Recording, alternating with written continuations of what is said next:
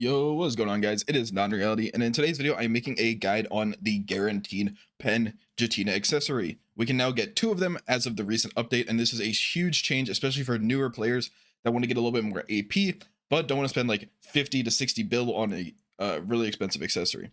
So let's talk about how to actually do this. Now, before, you had to go over to Jetina and you had to talk to her and do this really confusing quest line. You look up a bunch of guides because nothing was laid out correctly, but now they made it super easy. You basically just press your inventory button, you go over to the Old Moon guild support. Now, I've already done it twice, so it doesn't look exactly the same, but it is pretty similar. You're going to be met with a page that looks similar to this, except there won't be this down here, material and result. It will just show these three up here, and then you'll be able to pick between Ring of Crescent, Narc ear, or the Tungrat earring. So which one do we go for? Basically, if you are anyone but a DP endgame player, you're going to be running the Ring of Crescent Guardian. It is the best option, especially for like newer players and people that haven't gotten into tapping for pen accessories yet. I would recommend going for the Ring of the Crescent Guardian, which can then be later exchanged. Like you can see here, the exchange window, you can exchange this later on for a Narc. If you go for a DP route, I'd recommend doing that. Narc's roll is really good endgame, but for a newer player, Ring of Crescent Guardian is what you're going to look for. You're going to want to get two of them. Like I said, we already have the Narc of Ear accessory. These are for like endgame DP players, or like shies, or like people that really benefit from DP and don't want to stack AP a bunch. And then we have Tungrat earring. I think this is the worst possible option. There's just the distos that are way better. It's going to be probably cheaper, and you're going to be using it for longer, and it's just better AP overall. When you're grinding zones, you're going to be looking for AP, not DP. So the Tungrat earring is kind of useless in that regard. So once you figure out which one you're going to be running, like I said, new players, this is the one you're going to want. You're going to click on it. I can't do it, but you're going to click on it, and at the bottom you're going to click confirm. And when you do that, in your inventory, you will get a base version of whichever one you picked, and it will look kind of like this. At the bottom, it says how to obtain, and it gives you all of the things on how to obtain, and that will be in your inventory. So once you get that, you're going to be going over to guaranteed support. This is where we're actually going to be doing all of the exchanging. We no longer need to talk to Jetina at all. It is amazing. I hate that lady. Anyway, so these are the resources we need right here. I'm gonna go through all of them and what you're gonna need. So the first one are the Yona Fragments, and all of these do go up in like quantity as you go from pry all the way up to the pen level. So for the Yona Fragments, in total, we're going to be needing 180 Yona Fragments for the whole way around. And Yona Fragments are the only one that I'm not going to be giving you an average silver cost, because there are a lot of ways you could do this, ranging from a lot of silver to completely free. So for Yona Fragments, the main way I would recommend getting them is two options. So you have the Kratuga Ruins. I don't know why it doesn't go there when you click on the area. So the Kratuga Ruins does drop Yona Fragments at about a 3 per hour ratio. So you can do that if you want to grind it out and you're a newer player and you still need like a ton of silver, because this will cost you a bit of silver. So it isn't that bad if you don't have any of these items to go farm out the Yona Fragments, and you'll be killing two birds with one stone because you'll be getting silver for the other parts, and you'll also be getting the Yona Fragments. Another spot I used to grind, I actually had a decent amount of them, was the Centaur Herd. You get a bunch of Yona Fragments, and you also get Centaur Belts. Now, why are Centaur Belts good? You can actually melt yellow grade accessories for Yona Fragments as well. So if you have a little bit of silver to spend and you're not a newer player and you just want to get this done fast, you can actually just melt yellow accessories. And this is why I didn't give you like an average price, because any yellow accessory you can melt for Yona's Fragments. So you could use Yonaros or Ronaros rings if they're on the market. They are right now. You can use Centaur Belts if they're on the market. They are right now. That's really good, because yesterday none of them were on the market. So if I were you, I would just recommend buying Centaur Belts or Ronaros rings and then heating them in the heating window, and you'll be getting Yona's Fragments. I think it was like 9 per. So it doesn't cost too much, but it is still a bit of silver if you want to spend rather than grind them out yourself. So now the next thing we are going to need is the magical shards. Now we are going to be needing 540 of these in total, and I have an average of about 1.5 billion silver at this current time on the market. So to get these, we go over to the market and we type in sealed, and we go to the sealed magic blackstones. Now these are where you're going to need to heat. You're going to heat these and you're going to get magical shards. Now I did this for a 1-to-1 ratio, so it's going to be a lot lower actually, because a lot of the times you're actually going to be getting 2 magical shards from every 1 sealed blackstone, probably at like a 1-to-3 to 1-to-4 ratio. So you could be looking at around spending like 1.3 bill. I would not recommend buying 540 of these. I'd recommend buying maybe like 450 to start, see how many you get, and then go from there. But yeah, I did the calculations based off of what they are at right now, so they could drop or they could go up. As you can see, they kind of were really low at one point, but now they're up because of the accessory coming out.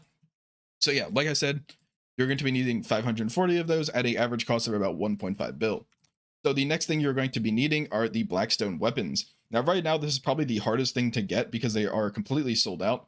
But the Blackstone Weapons, you're going to be needing 18,000 of them at 5.4 billion silver average. Now, this is a high average because this is based off of, if we go to Blackstone, this is based off of it being max price because it is sold out with 311,000 pre-orders, I think that is. So yeah, that's a lot of pre-orders. But hopefully you've been grinding a bunch and saving these up because you should be saving these up. You should not really sell Blackstones for the most part. But yeah, you're going to be needing 18,000 of these. Maybe put up a pre-order of 500 and then go do some grinding. Now for this one, it doesn't really matter where you go to grind here. I would just pick the spot that you enjoy the most and that gets you the most silver and you go grind there because almost every spot in the game drops Blackstones, obviously at different rates. But there's no point in going to a spot that drops a ton of Blackstones with low silver when you can go to a spot that drops a little bit less with higher silver. Now, the next up we have is the Old Moon Alchemy Catalyst. Now, this is the only one that you can buy basically straight up. Now, you're going to be needing 2,300 of these, 2,300 of the Old Moon Catalyst, and this will be running you 8 billion silver. Now, to get this, you're basically going to be going, if you follow me in Hyedel, you're going to be going up to the little trader guy. He's called like the Old Moon like trader. I will look up his name in a second, but he is up here in this tavern.